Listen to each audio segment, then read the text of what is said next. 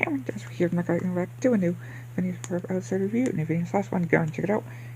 And we are beginning season 3 of Phineas and Ferb, and this season starts really good. I can say starts with a really good episode this season,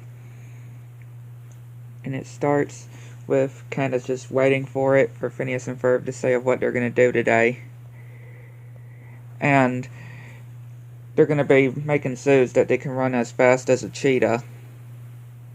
Which, yeah, I'm actually surprised they haven't done something like that yet. And Candace is going to go to her family, or to Jeremy's family picnic that he's having. But Candace's mom reminds Candace that she's got to read to some children at the library. But then Candace gets a call from Stacy of a thing that she's wanting Candace to do. Yeah. Candace is going to be filled up today, for sure. And Phineas and Ferb are working on their shoes, which, yeah, look really cool. So they can be up 3 places at once, which Candace gets an idea of saying a prototype pair. And, yeah, Perry gets over to Doofenshmirtz's place, which is being pretty much looked at by other people to buy, because Doofenshmirtz doesn't have enough to pay of the building. And yeah, Perry sees the picture of Doofenshmirtz's ex and giving advice of calling her for some money, but of course he's refusing to do it. And yeah, Phineas continues to outrace different things, and we just see Candace just speeding towards the library, and then speeding to Jeremy, and then seeing Jeremy's mom and dad, and of course Susie.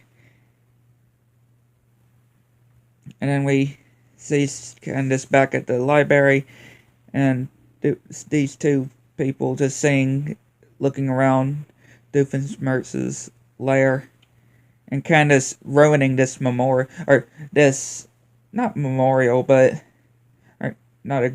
this shrine thing, and yeah, them doing this race, which yeah, Candace just speeds through and goes back to the library, and then again just a montage of her just speeding towards different places as well, and just running into a tree, and Doofenshmirtz pretending to be some different type of neighbor, and yeah, we see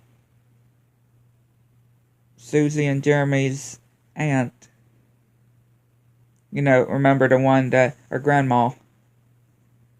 Remember the one from the roller derby?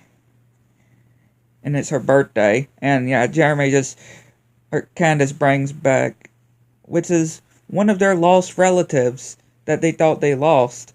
And yeah, Jeremy's grandma is thanking Candace, and she actually tells Candace, saying, "Be good to her, Jeremy. This girl's a keeper." Actually starts to like Candace now, which is really good to see. And yeah, Doofenshmirtz is able to stay, but yeah, he's like, fine. And gets the phone and calls his ex.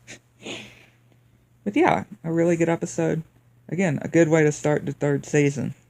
I'd like to know what y'all think. Let me know if you the next one. Here's our episode review. And if you need the last one, go and check it out. And this is another good episode.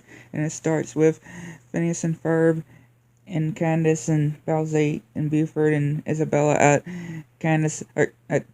Phineas's and Ferb, or Phineas's and Grandpa and Grandma's. And yeah, we just see their grandpa just having a awkward conversation with their dad, and talking about him telling the story of the old race with air balloons, which Phineas and Ferb get an idea, and they go into the barn and see all these different things they can use. and we see their mom just with their grandma doing lemonade and just putting on these glasses, and see this train conductor and actually saying some advice that Candace thinks that she should just give up busting Phineas and Ferb, and we get the song as well that a lot of y'all may know, and just grabbing all these different people along the way. Yeah, her just thinking that she should just give up busting Phineas and Ferb. And we see the cool blimps like Buford, Phineas and Ferb, and a heart with Isabella. And Perry gets the Doofenshmirtz and thinks about with this egg of what it could be with this monster. And Candace is going to go with her grandma and her mom on this train since she's not worrying about Phineas and Ferb. And yeah, Buford threw a swordfish and it ended up going back and popping the balloon, which they get saved. And yeah, Candace is just relaxing, not worrying about Phineas and Ferb. And the egg is about to hatch, and it's this dodo bird,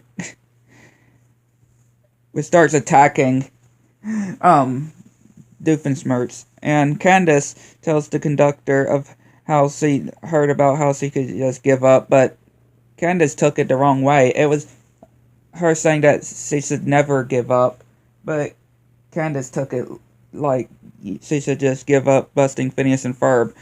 And yeah, they ran out of coal, so Candace is having to get different things that we could just say, even tearing apart the whole actual train to put more fuel in. But yeah, Isabella just automatically just appears onto Phineas's balloon, and they make it to where they were going on the train. And Candace is just seeing all these different clothes that are Phineas and Ferb's, and they see the balloons, and Candace is trying to show her mom, but again, with the glasses, she thinks it's actually Phineas and Ferb, but it's not. And then the actual Phineas and Ferb just appear in front of them. And then we get a funny ending as well with the dodo bird just popping the balloon and them ending up in this place, which is just quite funny. But yeah, I'd like to know what y'all think. Let me know. See you next one.